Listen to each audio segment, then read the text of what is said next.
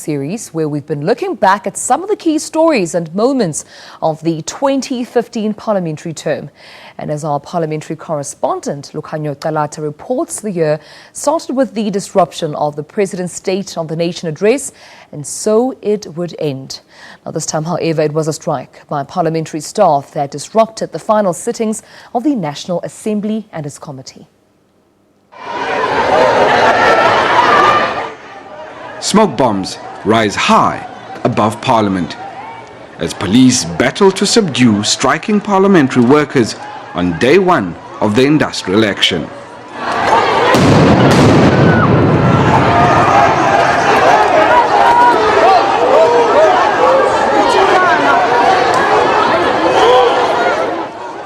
The workers demanded that their performance payouts be calculated on their annual packages rather than their monthly salaries, as was the case.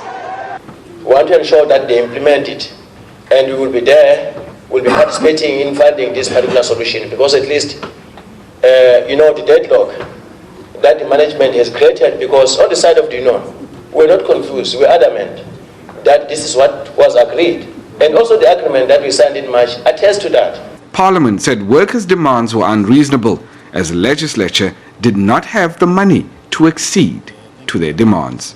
To look at the modalities, taking into consideration the financial, the finances of Parliament, which means we should try as much as possible in whatever it is that we do to make sure that we don't really move outside of the parameters that are there. Despite many hours of negotiations, a deal just couldn't be struck. Almost 3 weeks in, staff intensified their strike, disrupting committees and eventually a sitting of the National Assembly.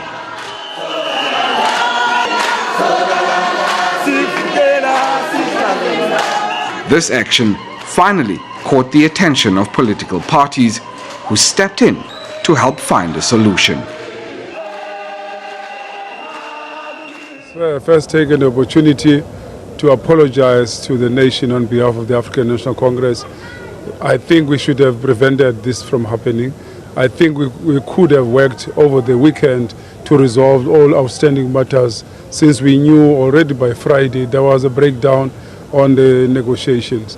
After a few more days of intense negotiations, an agreement on the performance bonus payouts of between 3.5 and 9% of an employee's annual package was eventually signed.